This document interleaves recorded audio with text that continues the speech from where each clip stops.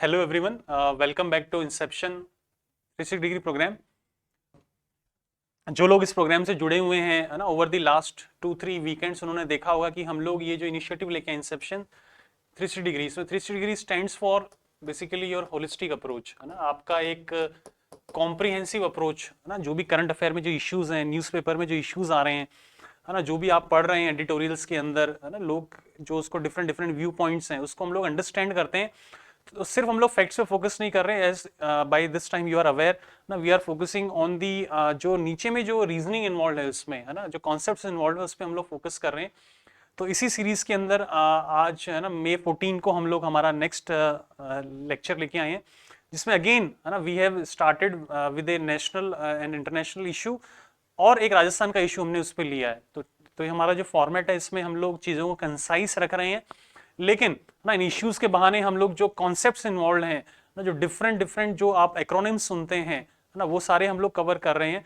तो सिर्फ एक अगर बिफोर स्टार्टिंग टुडेज डिस्कशन, है ना, एक कोटेशन मैंने पढ़ा है, उस quotation I would like to share with you, जो आपको प्रिपरेशन में आपको हेल्प करेगा, आपको लाइफ में बेटर चॉइसेस करने में भी हेल्प करेगा।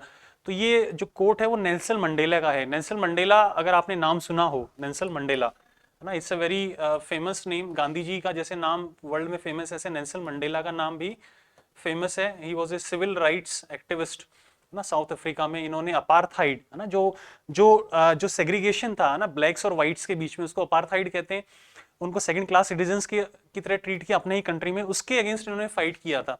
तो इन्होंने जो लाइफ में चॉइसेस ली, है ना, जब बहुत ही रिग्रेसिव रिजीम वहां पर था साउथ अफ्रीका में, तो इनका एक फेमस कोट है ना, मे योर चॉइसेस, है ना, मे your choices reflect your hopes, है ना, आपकी आशाएं डिटरमाइन करें आप जो चॉइसेस कर रहे हैं लाइफ के अंदर, एंड नॉट योर फियर्स, है ना। सो डर से प्रेरित होके, है ना, डर के अगर हम कोई चॉइसेस कर रहे हैं तो वो चॉइसेस हमेशा हमारी जो होंगी कहीं ना कहीं संकुचित होंगी, है ना, कहीं ना कहीं जो हम लोग जो बेस्ट हमारा दे सकते हैं उसमें हम लोग, है ना, कमी करेंगे। लेकिन अगर आपकी चॉइसेस आपकी होप से डिटरमाइन होती हैं, है ना, अगर आप बड़ा एम्बिशन लेके चलते हैं और उससे प्रभावित होकर अगर अगर आप चॉइसेस करते हैं, तो लाइफ में जो आपकी सक्सेस की पोटेंशियल है ना, आप कहाँ तक जाएंगे, है ना, वो चांसेस आपके बढ़ जाते हैं। तो नेल्सन मंडेला जिस एनवायरनमेंट में इन्होंने काम किया, तो सारी चीजें इनके अगेंस्ट थी, है ना। ये ऑलमोस्ट अगर आप बात करें 30 ईयर्स जेल के अंदर रहे, एक सिंगल सेल के अंदर रहे रॉबिन आइलैंड पे, और फाइनली जब 30 साल बाद, है ना, ऑलमोस्ट 28 ईयर्स 30 ईयर्स बाद इनको आज़ादी मिलती है ना, ये वहाँ के ब्लैक प्रेसिडेंट बनते हैं। सो इन्होंने जो लाइफ में जो चॉइसेस करी वो कहाँ से करी ना, होप से करी, है ना। कंट्री को रेनबो नेशन बनाना है ना, देश को आगे लेके जाना है ना, सबका इमांसिपेशन करना है, उससे प्रभावित होकर इन्होंने चॉइसेस की, ना कि, है ना, अपने फियर से।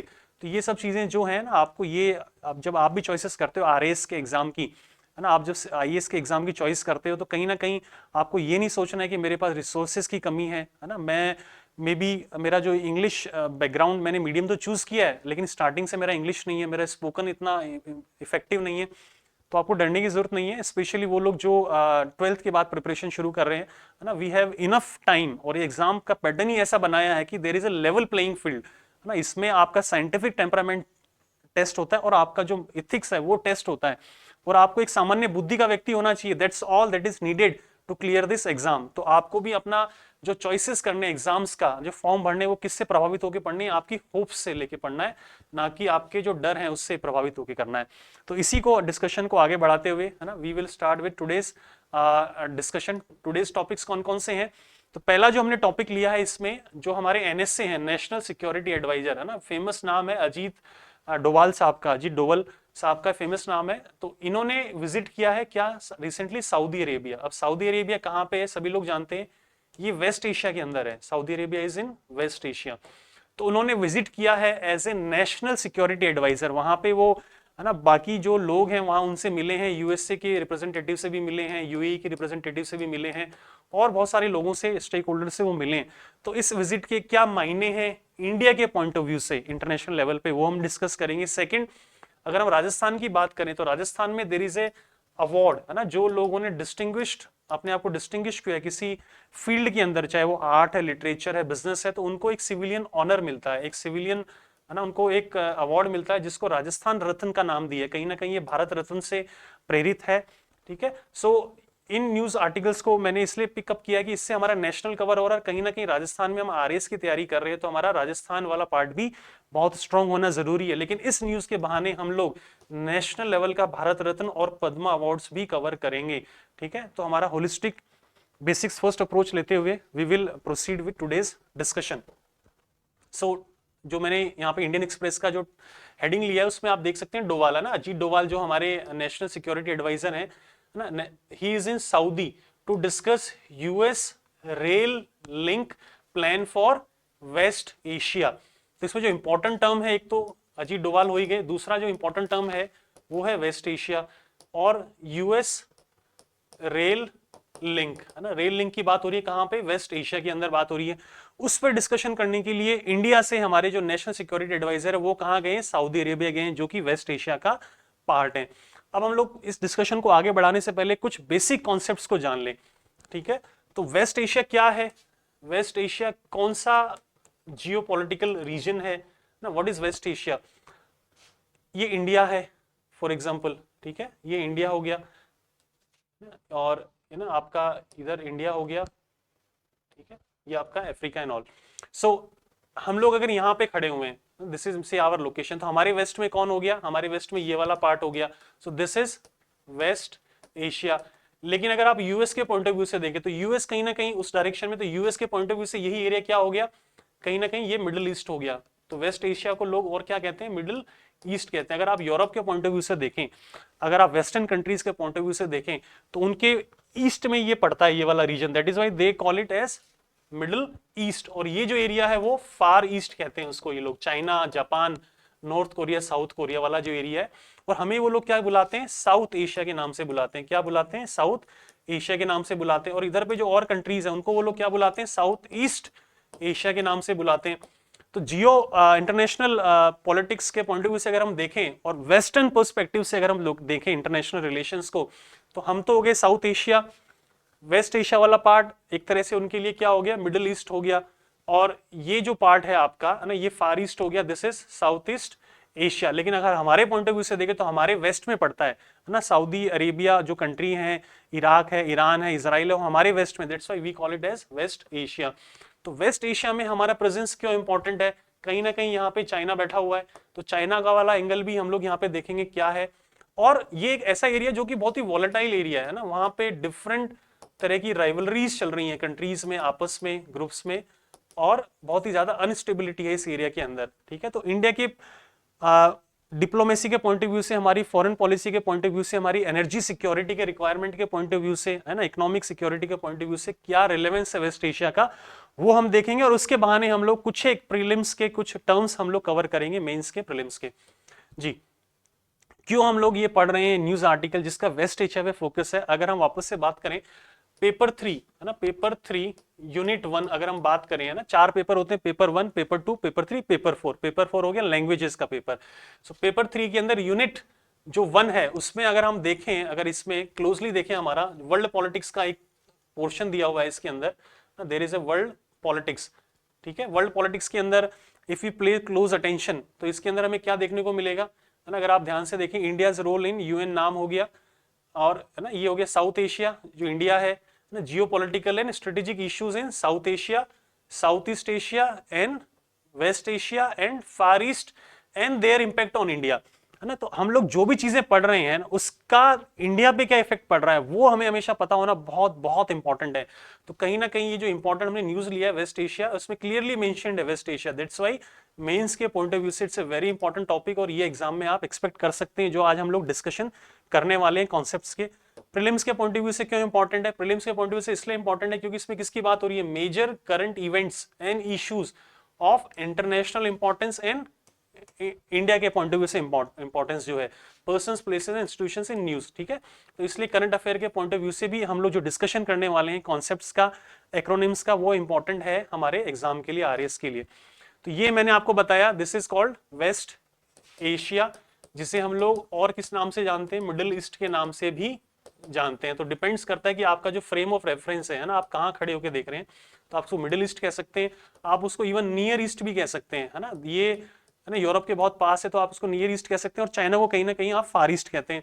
तो Middle East, West Asia, Near East, सब इसी एरिया की बातें हो रही हैं इसमें। तो अजीत डोभाल साहब कहाँ गए? सऊदी अरेबिया गए। अगर आप ध्यान से देखें तो यहाँ पे इराक भी है ना, यहाँ पे है ना ईरान है, वो वेस्ट एशिया का जनरली हम लोग उसको पार्ट नहीं मानते। जॉर्डन है, इजराइल है ना, सीरिया है, ठीक है, ये सब कंट्रीज हैं, यमन, ओमान, यूएई हो गया आपका, United Arab Emirates, Bahrain, Qatar. तो ये जो एरिया है ना, पर्शियन गल्फ कहें या इसको अरेबियन गल्फ वाला एरिया कहें ना, इसको हम लोग क्या कहते हैं? वेस्ट एशिया कहते हैं। तो ये एरिया बहुत ही वॉलेटाइल एरिया है। क्यों? क्योंकि यहाँ पे इजराइल प्रेजेंट है और ये जो बाकी के कंट्रीज हैं है ना, इजिप्ट हो गया, इराक हो गया, ईरान हो गया, सऊदी अरेबिया हो गया, जॉर्डन हो गया, लेबनान हो गया, सीरिया हो गया, ये सब क्या है? मुस्लिम कंट्रीज हैं। तो एक यहाँ पे बेसिक जो राइवलरी चलती है वो चलती है बिटवीन इजराइल वर्सेस दी मुस्लिम कंट्रीज और दी अरब कंट्रीज, है ना, अरब कंट्रीज।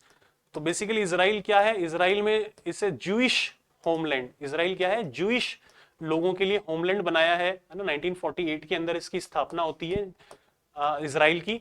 और कहीं ना कहीं जो अरब कंट्रीज हैं they are basically Muslim countries. तो बेसिकली है ना एक कांस्टेंट कॉन्फ्लिक्ट चल रहा है यहाँ पे। इजराइल है ना, जिसने कहीं ना कहीं पैलेस्टीनियन लोगों को डिस्प्लेस करके जूइश होमलैंड बनाया है इस एरिया में। तो ये एक राइवलरी यहाँ पे चल रही है ना, हमेशा इंटरनेशनल लेवल पे।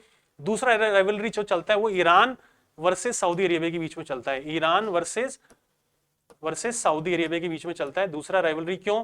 क्योंकि सऊदी अरेबिया है वो एक सुन्नी मुस्लिम कंट्री है और ईरान है वो एक शिया कंट्री है। सो ईरान में जो मुस्लिम्स हैं ना, जैसे अगर हम लोग बात करते हैं इस्लाम के अंदर, तो बहुत सारे ग्रुप्स हैं, उसके अंदर सुन्नी एंड शिया हैं। तो सऊदी अरेबिया और जो बाकी की कंट्रीज हैं इस एरिया में, they are mainly Sunni countries and Iran is a Shia country. तो वो एक बेसिक यहाँ पे कॉन्फ्लिक्ट चलता है ईरान और सऊदी अरेबिया के बीच में, इस एरिया में कंट्रोल करने के लिए, हेगेमनी स्टेब्लिश करने के लिए, अपना डोमिनेशन स्टेब्लिश करने के लिए राइवलरी चलता है। और तीसरा जो राइवलरी इस एरिया में चलता है वो चलता है टिपिकल इजराइल और ईरान के बीच में। वो जो चलता है वो चलता है ईरान वर्सेस इजराइल के बीच में। तो ये जो आप नाम सुनते हैं, हिजबुल्लाह हो गया, हमास हो गया, ये सब क्या है ना, ईरान के सपोर्टेड ग्रुप्स हैं। तो ये there is a constant conflict between Israel versus Saudi Arabia, Israel versus Iran, and both Saudi Arabia versus ना, आपस में ईरान का भी कॉन्फ्लिक्ट चल रहा है। That's why it's a very very volatile region. Plus उसमें ऊपर से क्या मिल गया, यहाँ पे ऑयल है।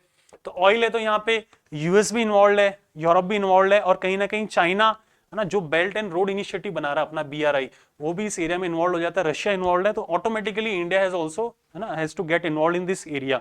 तो West Asia is a very very important topic. इसीलिए हमारे जो गवर्नमेंट है वो एक लुक वेस्ट पॉलिसी लेके आई इस एरिया पे फोकस करने के लिए। कौन सा policy? Foreign policy, look west policy. तो the idea is to focus on our extended neighbourhood, है ना। हमारा इमीडिएट नेबरहुड तो हो गया पाकिस्तान, अफगानिस्तान, और एक्सटेंडेड नेबरहुड है ना, वो क्या हो गया? एक्सटेंडेड फैमिली की तरह आपका वेस्ट एशिया हो गया। तो हमारी जो पॉलिसी है look west, which focuses on this West Asia और the Middle East part. Now हमने डिस्कशन किया वेस्ट एशिया को, उसको क्या कहते हैं? मिडिल ईस्ट भी कहते हैं। It's a very highly volatile region, है ना। यहाँ पे बहुत सारी राइवलरीज चल रही हैं और प्रॉक्सी वॉर चल रही है, जैसे सीरिया के अंदर, है ना। सीरिया के अंदर बहुत सारे ग्रुप्स हैं आपस में लड़ रहे हैं, यमन के अंदर बहुत सारे ग्रुप्स हैं वो आपस में लड़ रहे हैं ना। तो राइवलरीज चल रही हैं, और मेनली जो राइवलरीज तीन मैंने आपको बताई, इजराइल वर्सेस अरब countries, Muslim countries, Saudi Arabia versus Iran ना, शिया सुन्नी जो डिवाइड है, एंड इजराइल वर्सेस ईरान, है ना। दोनों में कांस्टेंट कॉन्फ्लिक्ट है। सो इस एरिया पे फोकस करने के लिए हमने जो पॉलिसी बनाई है, इनसे रिलेशंस हमारे बेटर करने के लिए और ये राइवलरीज को नेविगेट करने के लिए, है ना, हमें सऊदी अरेबिया से भी रिलेशन मेंटेन करने और ईरान से भी मेंटेन कर रहे हैं, जो एक दूसरे के धुर विरोधी हैं, आर्च एनिमीज हैं। क्या है? एक दूसरे के धुर विरोधी हैं, आर्च एनिमीज हैं। ऐसे ही हमें इजराइल से भी रिलेशन मेंटेन करने हैं, है ना, क्योंकि उससे हमें टेक्नोलॉजी मिलता है, स्पेशली एग्रीकल्चर के फील्ड में। लेकिन हमें ईरान से भी रिलेशन मेंटेन करने, क्योंकि ईरान हमें क्या देता है? क्रूड ऑयल देता है और हमारे बगल में है, ठीक है। तो ईरान पे हम लोग क्या फोकस करते हैं? एनर्जी सिक्योरिटी के पॉइंट ऑफ व्यू से हमारा ईरान पे फोकस है, लेकिन टेक्नोलॉजी के पॉइंट ऑफ व्यू से हमारा किसे फोकस है? इजराइल पे। तो इन दोनों के साथ रिलेशन मेंटेन करना है लुक वेस्ट पॉलिसी में। और ऐसे ही ना सऊदी अरेबिया और ईरान के साथ, और इजराइल एंड बाकी के अरब कंट्रीज हो गए, जैसे पैलेस्टीन हो गया, उसके साथ आपको रिलेशन मेंटेन करना है। दैट्स वाई आपको इस एरिया में जो इश्यूज हैं उसके बारे में पता होना चाहिए, और क्या नुआंसेस हैं ना, वो हम लोग इसके अंदर देखेंगे। कौन कौन से ग्रुपिंग्स हैं, लोगों ने ग्रुप्स बना रखे हैं एक दूसरे को चेकमेट करने के लिए। हमारे जो नेशनल सिक्योरिटी एडवाइजर है अजीत डोभाल साहब, वो कहाँ गए? सऊदी अरेबिया गए। क्यों गए सऊदी अरेबिया? सऊदी अरेबिया जो मैंने आपको एरिया दिखाया, उसमें रेल लिंक बनाने की बात हो रही है ना। जो वेस्ट एशिया जो एरिया है जिसका सऊदी अरेबिया पार्ट है, वहां पे रेल लिंक बनाने की बात हो रही है, और वो रेल लिंक में इंडिया भी इन्वॉल्व होना चाहता है ना। India will use its expertise ना to build this rail network ना। वहां पे रेल नेटवर्क बनाने की बात हो रही है, कहाँ पे, वेस्ट एशिया के अंदर। वेस्ट एशिया का पार्ट है सऊदी अरेबिया, ठीक है। और इस फिर रेल लिंक बनाने के बाद हम लोग उसको कैसे कनेक्ट करेंगे इंडिया से, इंडिया के हम कनेक्ट करेंगे सी लेन के द्वारा, ठीक है। तो बीच में पाकिस्तान है, तो पाकिस्तान हमसे कॉपरेशन नहीं करता है, तो उसको है ना, उसको एक तरह से ओवरराइड करते हैं हम लोग सी लेन के थ्रू कैसे कनेक्ट करेंगे ना। ये अगर आपको मैप में हम लोग देखें इसमें है ना, if you go to the map, ये पूरा एरिया हमने रेल नेटवर्क से कनेक्ट कर दिया। और फिर हम लोग यहाँ से है ना, चाहे बंदर अब्बास हो ना, चाहे चाबहार पोर्ट हो ईरान का, या फिर यहाँ के किसी पोर्ट से हम लोग रेल लिंक के द्वारा मुंबई से कनेक्ट हो सकते हैं। The idea is to avoid Pakistan. So इसी डिस्कशन के लिए साउथ जो आपका वेस्ट एशिया है उसको बेटर एक तरह से लिंक करने के लिए उसमें इंडिया भी इन्वॉल्व हो रहा है एज ए मेजर प्लेयर, है ना। उसमें चाइना वाला एंगल भी है, the China angle is also there, है ना, उसके इन्फ्लुएंस को चेकमेट करने के लिए। तो यूएस इकट्ठा हुआ है, इंडिया इकट्ठा हुआ है, और कहीं ना कहीं यूनाइटेड अरब एमिरेट्स इकट्ठा हुए हैं। यूएस का क्या इंपॉर्टेंस है, US wants to checkmate the Belt and Road Initiative of China, और कहीं ना कहीं इंडिया भी उसमें इस इनिशिएटिव को चेकमेट करना चाहता है by building a better railway network in this area. अब अगर साउथ आपकी जो वेस्ट एशिया है उसमें अगर बेटर रेल नेटवर्क बनता है तो उससे इंडिया को क्या फायदा होगा ना। बेटर रेल नेटवर्क बनता है तो उससे क्या फायदा होगा हमें इंडिया को। देखिए हमारा जो सबसे इंपॉर्टेंट जो टॉपिक है इसमें, चाइना का जो बेल्ट एंड रोड इनिशिएटिव है ना, जिसको OBOR भी कहते हैं, one belt one road initiative, जिसके तहत उसने चाइना पाकिस्तान इकोनॉमिक कॉरिडोर भी बनाया।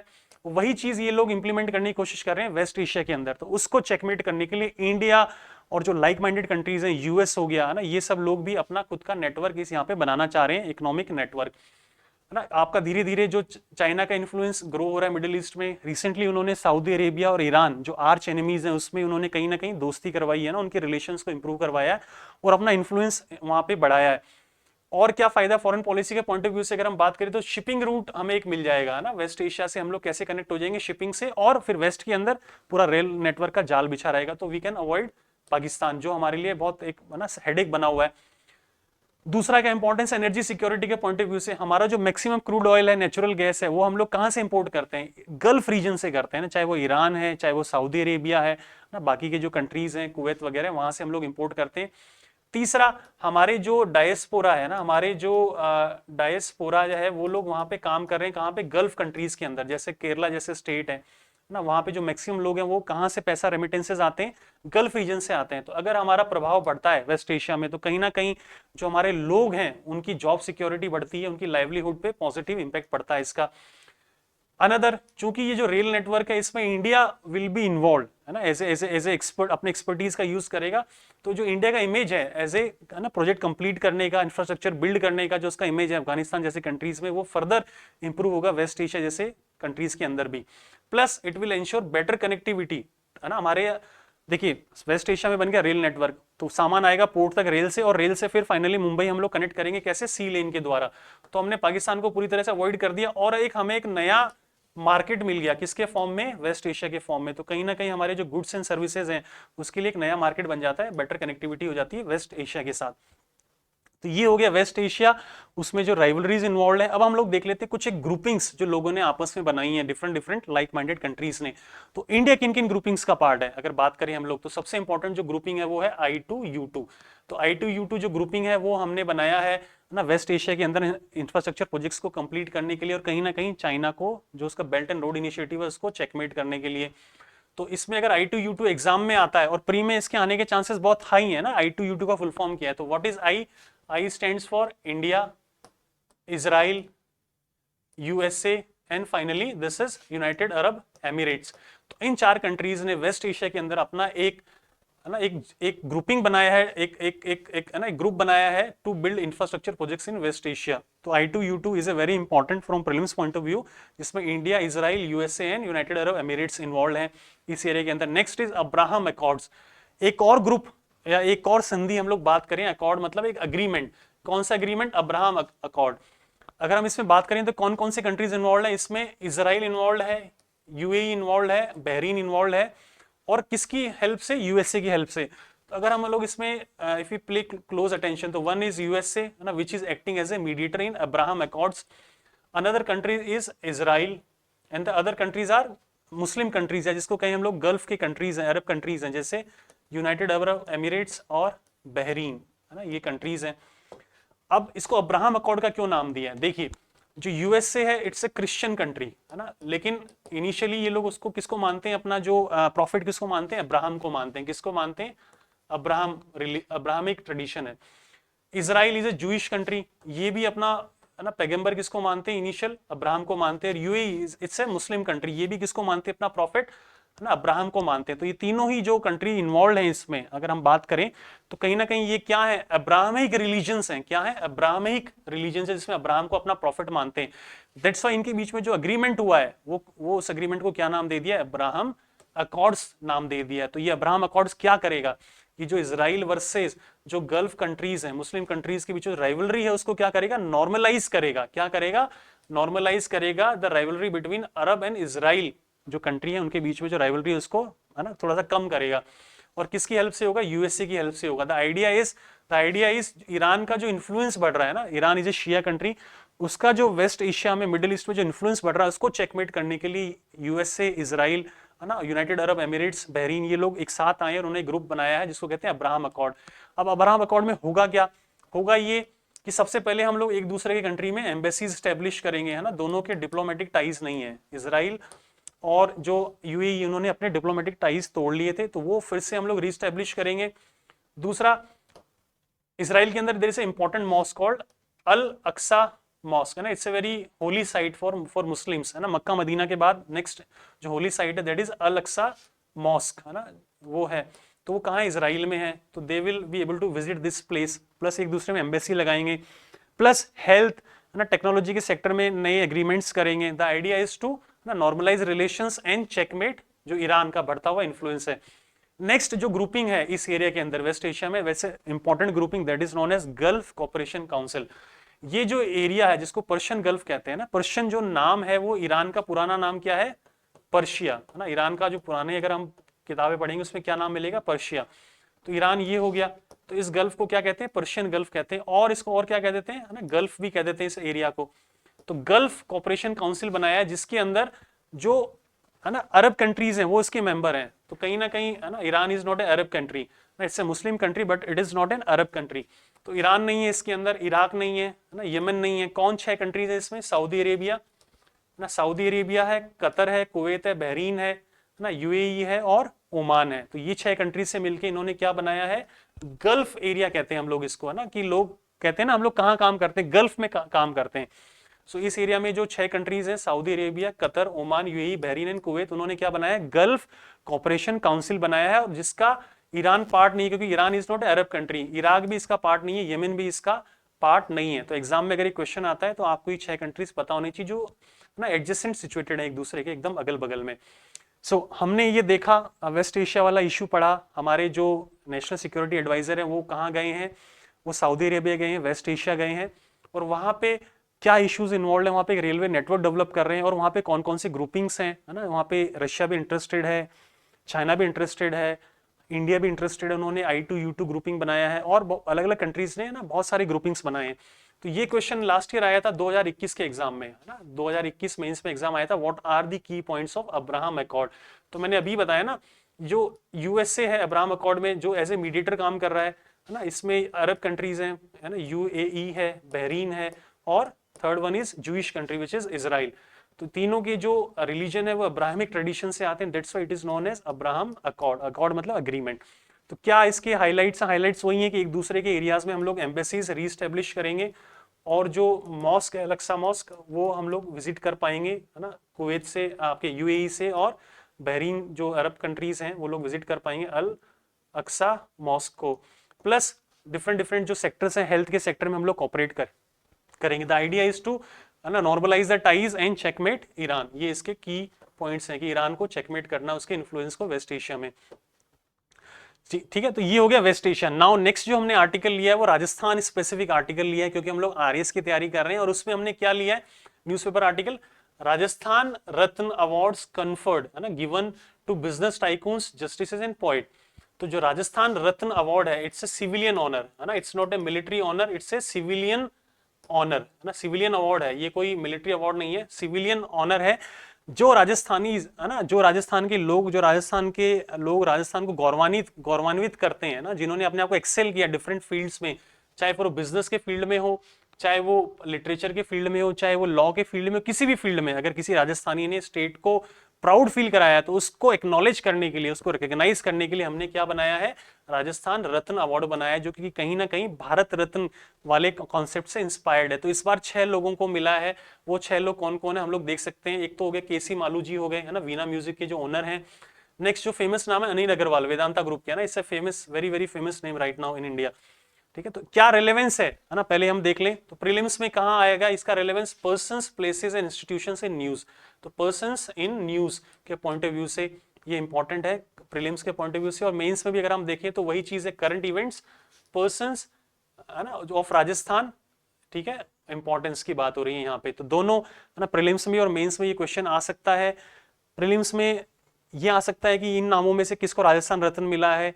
मेंस में क्वेश्चन आ सकता है कि जो 6 लोग जिनको राजस्थान रत्न मिला है उनके नाम क्या है ना। ये अभी हम देखेंगे, क्वेश्चंस आए हुए हैं मेंस के अंदर। सो कौन वो जो 6 लोग हैं जिन्होंने राजस्थान को गौरवान्वित किया, प्राउड फील कराया, वो हैं जस्टिस दलवीर भंडारी, जो अभी इंडिया की तरफ से इंटरनेशनल कोर्ट ऑफ जस्टिस में भी उसके बेंच पे बैठे हुए हैं, है ना। और हैं आर एम लोढ़ा हैं, अनिल अग्रवाल वेदांता ग्रुप के जो फेमस हैं, एनएल मित्तल, है ना, मित्तल ग्रुप जो आपका आरसीएल मित्तल है उसके फेमस ओनर हैं। देन शीन काफ निजाम है ना, जो है फेमस उर्दू पोइट, जिनका एक्चुअल नाम क्या है, शिव किशन बिस्सा ना, इनका एक्चुअल नेम है शिव किशन बिस्सा। ये जोधपुर के रहने वाले हैं और ये उर्दू पॉइंट है, तो इन्होंने अपना पेन नेम रखा है। उन्होंने अपना पेन नेम क्या रखा है ना, जिस नाम से वो पोएट्री लिखते हैं वो लिखा है शीन काफ निजाम, तो उर्दू पोएट हैं ये। And the last one is KC Malu, जो फाउंडर हैं वीणा म्यूजिक के। इन 6 लोगों को राजस्थान रत्न दिया है सरकार ने। कब दिया है, इन्वेस्ट राजस्थान समिट जो हुआ था लास्ट ईयर, उस दौरान इनको ये अवार्ड्स प्रेजेंट हुए। अगर आप ध्यान से देखें इस पिक्चर के अंदर भी तो आपको क्लियर हो जाएंगी जो मैं चीजें आपको बता रहा हूँ। ठीक है, ये देखिए, है ना, फाउंडर चेयरमैन वेदांता रिसोर्सेज, ठीक है, इनको दिया है, ये अवार्ड दिया है। सो राजस्थान रत्न जो अवार्ड है उसमें क्या मिलता है ना, जिनको राजस्थान रत्न दिया है, it is the highest civilian award in Rajasthan. India के अंदर हाईएस्ट सिविलियन अवार्ड कौन सा है, अगर इंडिया की बात करें तो इंडिया में हाईएस्ट सिविलियन अवार्ड कौन सा है ना, आपने सही गेस किया, दैट इज भारत रत्न, है ना। It's a very famous award, कुछ ही लोगों को मिलता है भारत रत्न, हर साल मिलता भी नहीं है। ठीक है, तो लेकिन राजस्थान की बात करें तो हाईएस्ट सिविलियन अवार्ड कौन सा है, भारत, आपका राजस्थान रत्न हो गया। कब से शुरू हुआ है, 2012 से शुरू हुआ है। इसमें मिलता क्या है, जो जो सेलेक्ट हुए, 1 लाख रुपया मिलता है, प्लस एक प्रशस्ति पत्र मिलता है, साइटेशन मिलता है। क्या मिलता है, 1 लाख रुपया मिलता है और एक साइटेशन प्रशस्ति पत्र मिलता है। And it is the highest civilian award of Rajasthan. तो ये बात हो गई राजस्थान रत्न की। लेकिन सिर्फ राजस्थान रत्न पढ़ के जाएंगे तो कहीं ना कहीं, है ना, अगर पर्सनल इंटरव्यू की बात होती है ना, लेटर ऑन अगर आपको कॉल आता है इंटरव्यू का, तो सिर्फ राजस्थान रत्न पढ़ने से बात नहीं बनेगी ना। आपको जो इंटरव्यूअर है वो क्या पूछेंगे, क्या आप भारत रत्न का नाम सुना है आपने, क्या आपने पद्मा अवार्ड्स के बारे में सुना है। ठीक है, तो आपकी जो तैयारी है वो सिर्फ, है ना, 20% ही होगी अगर आप सिर्फ भारत रत्न पढ़ के जा रहे हो। आपको और क्या पढ़ना है, राजस्थान रत्न पढ़ना है, पद्मा अवार्ड पढ़ना है, और फाइनली आपको आर्टिकल 18 के बारे में भी पढ़ना है। अदरवाइज आपकी प्रिपरेशन इज, है ना, इनकम्प्लीट, है ना। आपका कहीं ना कहीं मेंस में या प्रीलिम्स, आपका जो इंटरव्यू स्टेज है उसमें आपको पूरे मार्क्स नहीं मिलेंगे अगर आपको पूरा कॉम्प्रिहेंसिव आइडिया नहीं है सिविलियन अवार्ड्स के बारे में।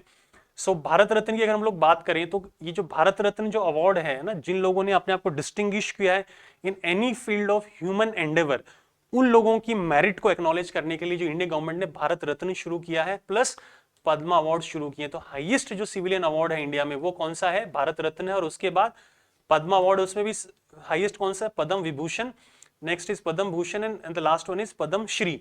सो ये भारत रत्न कुछ ही लोगों को मिलता है, देन पद्म विभूषण कुछ एक्स्ट्रा लोगों को मिलता है, पद्म भूषण और ज्यादा एक्स्ट्रा लोगों को मिलता है, और पद्म श्री काफी सारे लोगों को मिलता है ना, 90 लोगों को, है ना, कुछ भी, है ना, काफी अच्छी मात्रा में मिलता है। सो अब नेक्स्ट जो क्वेश्चन उठता है इसमें, भारत रत्न पे अगर हम लोग फोकस करें, है ना, राजस्थान रत्न की तरह भारत रत्न पे, क्या ये सिर्फ जिंदा व्यक्तियों को मिलता है, क्या ये डेथ होने के बाद ही मिल सकता है, बिल्कुल ना। आपको ये अवार्ड पोस्थुमसली भी मिल सकता है ना, अगर किसी व्यक्ति की डेथ हो गई है, पोस्थुमसली भी मिलता है जिसको कहते हैं ना, तो डेथ के बाद भी भारत रत्न अवार्ड दिया जाता है जो रिनाउंड फिगर्स हैं।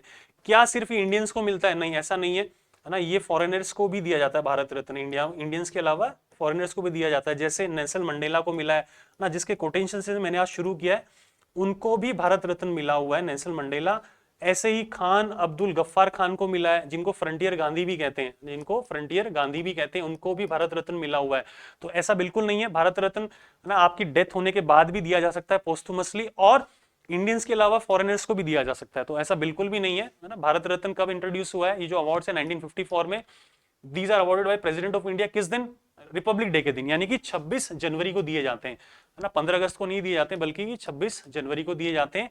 और किस लिए दिए जाते हैं, है ना। अगर आपका डिस्टिंग्विश्ड, आपने अपने आप को डिस्टिंग्विश किया science, literature, art, public service वगैरह वगैरह, स्पोर्ट्स के अंदर, तो मैक्सिमम कितने मिल सकते हैं भारत रत्न एक साल में? 3 मिल सकते हैं। वैसे तो भारत रत्न रेयरली किसी को मिलता है ना, हर साल मिलता भी नहीं है, लेकिन मैक्सिमम कितने मिल सकते हैं एक साल में? 3 मिल सकते हैं। तो ये आपके हो गए। अब भारत रत्न के बारे में थोड़ा और देख लें, इसमें आपको क्या मिलेगा, इसमें आपको एक सर्टिफिकेट मिलेगा प्लस एक मेडल मिलेगा। मेडल क्या मिलेगा? ये मिलेगा, पीपल जो ट्री है ना, उसके ऊपर ये भारत रत्न लिखा रहेगा, और ये एक शाइनिंग सन है। क्या है? शाइनिंग सन है, ठीक है। तो ये आपको एज ए मेडल मिलेगा, प्लस आपको एक सर्टिफिकेट मिलेगा, सनद मिलेगा इस मेडल के साथ, ठीक है। इसमें कोई आपको, जैसे कहा ना राजस्थान रत्न में आपको 1 लाख रुपया मिलता है, इसमें आपको कुछ भी नहीं मिलेगा, है ना। It does not carry any monetary grant और एनी मॉनेटरी बेनिफिट, ठीक है। तो ये अपने आप में बहुत इंपॉर्टेंट अवार्ड है, इसमें मॉनेटरी ग्रांट की जरूरत भी है भी नहीं। और मैक्सिमम कितने लोगों को मिलेगा एक साल में? 3 लोगों को मिलेगा। क्या इसके लिए कोई कमेटी सिस्टम है या कोई गाइडलाइंस है? इसके लिए कोई गाइडलाइंस नहीं है। प्राइम मिनिस्टर के रिकमेंडेशन पर प्रेसिडेंट रिपब्लिक डे के दिन भारत रत्न का अवार्ड कन्फर करते हैं जिन लोगों ने अपने आप को एक्सेल किया है, चाहे वो इंडियन है, चाहे वो फॉरेनर है, चाहे वो जिंदा है, या मरने के बाद भी ये अवार्ड दिया जाता है, पोस्टुमसली जिसको कहते हैं। सो दिस इज भारत रत्न। अब ना ये डिस्कशन हो गया हमारा 50%। अब 50% डिस्कशन हमारा बचा हुआ है अगर हम लोग आर्टिकल 18 की बात नहीं करते हैं यहाँ पे। There is something called fundamental rights in our constitution. उसमें आर्टिकल 18 की हम लोग अगर बात करें ना, आर्टिकल 18 की हम बात करें तो वो क्या करता है? अबॉलिशन ऑफ टाइटल्स की बात करता है। किसकी? अबॉलिशन ऑफ टाइटल्स की बात करता है। किस तरह के टाइटल्स, है ना। हमारे देश में जब हम लोग अंग्रेजों के गुलाम थे तो यहाँ पे तरह तरह के टाइटल्स दिए जाते थे अंग्रेजों को, इंडियंस को। क्या? जैसे राय बहादुर का टाइटल दे दिया किसी को, ना, Rai Bahadur so and so, ठीक है। या फिर किसी को, है ना, नवाब सो एंड सो का टाइटल दे दिया, या किसी को सर सीवी रमन जैसे है ना, तो सर का टाइटल दे दिया। किसी को लॉर्ड का टाइटल दे दिया, लॉर्ड मेघनाथ देसाई। तो ये सब टाइटल्स हमारे इंडिया में अब अलाउड नहीं है।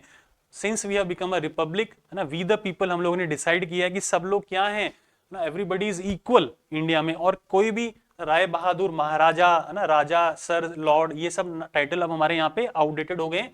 एंड हमारे कॉन्स्टिट्यूशन ने आर्टिकल 18 ने स्पेसिफिकली बैन किया है ना, अबॉलिश किया है एनी टाइटल्स ऑफ नोबिलिटी, है ना। तो ये सब टाइटल्स आप यूज नहीं कर सकते, लेकिन इसमें एक्सेप्शन कार्व किया है। क्या एक्सेप्शन है?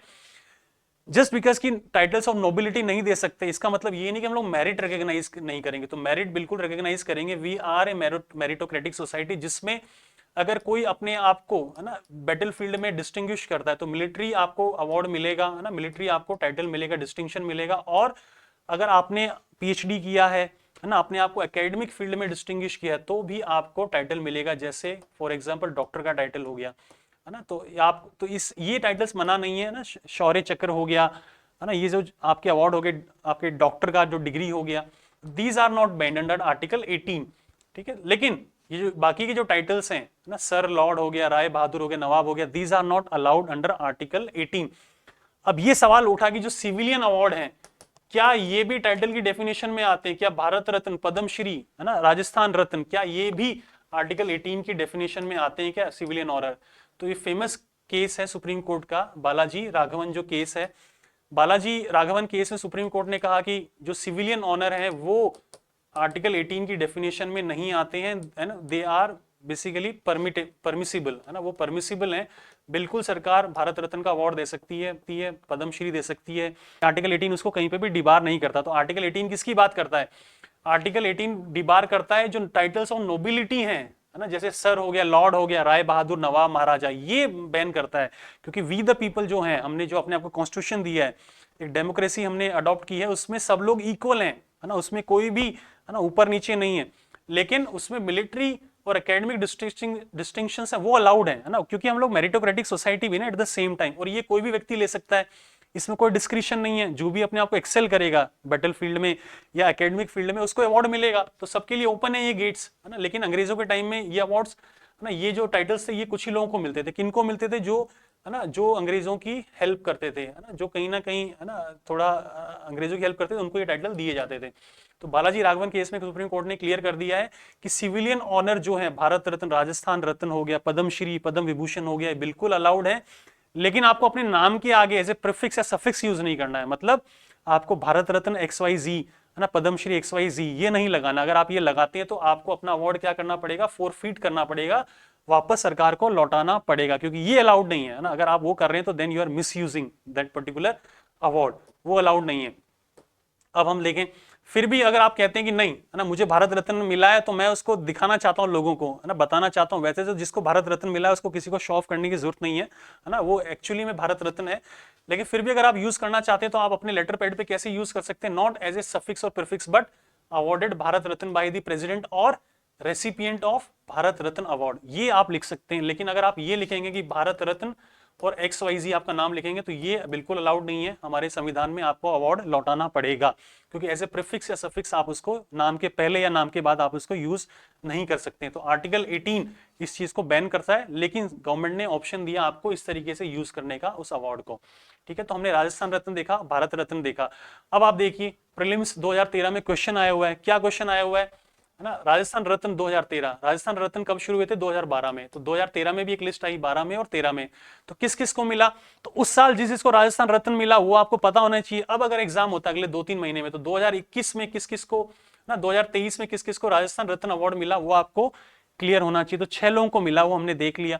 ठीक है, तो उस साल किन किन को मिला था, जैसे गौरी देवी को मिला था, कैलाश सांखला जी को मिला ना, पंडित राम नारायण को और लेट नागेंद्र सिंह को। तो ये इसका करेक्ट आंसर था। इस बार ये 6 नाम कौन कौन से आपको मालूम है, 2 तो चीफ जस्टिस हैं, दलवीर भंडारी हैं, है ना, और आपके RM लोढ़ा हैं, ऐसे पोएट हैं उसमें, है ना, ऐसे ही उसमें वीणा म्यूजिक के जो ओनर हैं वो हैं। ठीक है, तो वो 6 नाम आपको याद होने चाहिए, क्योंकि ये प्रीलिम्स में भी आ सकता है और मेंस में भी आ सकता है। कैसे, देखिए, name the persons of Rajasthan who were awarded Padma Shri, है ना, पद्मश्री अवार्ड जो है 4th हाईएस्ट जो सिविलियन अवार्ड है इंडिया के अंदर, भारत रत्न के बाद पद्म विभूषण, पद्म भूषण एंड पद्मश्री। तो 4th हाईएस्ट जो सिविलियन ऑनर है वो कई लोगों को मिला पूरे इंडिया में। उसमें से किन किन राजस्थानी को मिला था 2016 में, उनके आप नाम लिखिए इसके अंदर। तो ठीक है, तो अब आप जब तैयारी कर रहे हैं 2023 में, तो आपको पता होना चाहिए कि इस साल किस किस को पद्मश्री मिला है राजस्थान से। 2 तो अपने जयपुर से हैं, हुसैन ब्रदर्स हैं ना, जो म्यूजिक के फील्ड में है। एक मूलचंद लोढ़ा है जो सोशल सर्विस करते हैं ट्राइबल्स के लिए, है ना, उनके लिए उन्होंने आई हॉस्पिटल्स खोले हैं, उनकी एजुकेशन पे काम कर रहे हैं। और जो एक है लक्ष्मण सिंह ना, जो एजुकेशन के सेक्टर में काम कर रहे हैं। तो 2023 में अगर आप एग्जाम दे रहे हैं और अगर ये क्वेश्चन आता है तो ये 4 नाम आपको याद होने चाहिए। और भारत रत्न की, राजस्थान रत्न किसको मिला वो आपको 6 लोगों के नाम याद होने चाहिए, then only you will be able to tackle these questions. ठीक है, तो ये हमने देखा कि वेस्ट एशिया हमारे सिलेबस में कहाँ दिया हुआ है ना, एग्जाम से क्या क्वेश्चंस आते हैं उसके ऊपर, उसका क्यों रेलेवेंस है, उसमें कौन कौन सी ऑर्गेनाइजेशंस वहाँ पे स्टैब्लिश्ड हैं, ना, I2U2 हो गया, अब्राहम अकॉर्ड हो गया, गल्फ कॉपरेशन काउंसिल हो गया। ऐसे हमने राजस्थान स्पेसिफिक न्यूज देखा कि कहीं ना कहीं हमने राजस्थान रत्न पकड़ा और उसके बहाने हमने क्या समझने की कोशिश करी, भारत रत्न को समझने की कोशिश करी। उसके बहाने हमने आर्टिकल 18 को समझने की कोशिश करी कि क्या आर्टिकल 18 बैन करता है इन अवार्ड्स को, नहीं करता है। तो सुप्रीम कोर्ट ने एक रीजनिंग दिया उसका कि नहीं, है ना, आप मेरिट को अगर एक्नॉलेज कर रहे हैं, आप किसी के स्पेशल वर्क को एक्नॉलेज कर रहे हैं, तो डेफिनेटली वो इस आर्टिकल 18 के द्वारा प्रोहिबिटेड नहीं है। लेकिन आप उसको एज ए प्रीफिक्स या सफिक्स यूज नहीं कर सकते हैं, क्योंकि we are a democratic country जिसमें सभी लोग क्या हैं, इक्वल हैं। अगर आप एकेडमिक फील्ड में एक्सेल करते हैं, अगर आप मिलिट्री फील्ड में अपना गैलेंट्री दिखाते हैं, करेज दिखाते हैं, तो वो एक डिफरेंट एस्पेक्ट हो गया। तो वो सबके लिए लेवल प्लेइंग फील्ड है, वो सबके लिए ओपन है। ठीक है, तो वो उस वाले केस में, है ना, गैलेंट्री अवार्ड अलाउड है, या फिर, है ना, आपको एकेडमिक डिस्टिंक्शन जैसे डॉक्टर की डिग्री लगाना वो अलाउड है। तो ठीक है, आज हमने ये इंपॉर्टेंट 2 इश्यूज को डिस्कस किया और उसके बहाने हमारे कॉन्स्टिट्यूशन को डिस्कस किया, इंटरनेशनल रिलेशंस को डिस्कस किया, इंसेप्शन 360 डिग्री के अंदर बेसिक्स फर्स्ट अप्रोच लेते हुए कॉम्प्रिहेंसिव होलिस्टिक व्यू लिया हमने इश्यूज का। तो इसी तरीके से हम लोग नेक्स्ट वीकेंड भी कुछ नए आर्टिकल्स, नए इश्यूज के साथ प्रेजेंट होंगे और हम लोग कुछ नई चीजें सीखेंगे और हमें मजा आएगा कि हाँ, हमने रियली में कुछ सीखा है जो कि न्यूज़पेपर्स में जगह जगह बिखरा हुआ, उसको हमने एक जगह पे सीखने की कोशिश की और उसमें जो एक लॉजिकल फ्लो है, कनेक्शन है, जिसको कहते हैं ना कनेक्टिंग द डॉट्स, उसको हमने सीखने की कोशिश करी है। तो नेक्स्ट वीकेंड हम लोग मिलते हैं कुछ नए इश्यूज, इंटरेस्टिंग इश्यूज के साथ, एक नए लर्निंग्स के साथ। Till then, okay, thank you, thanks a lot.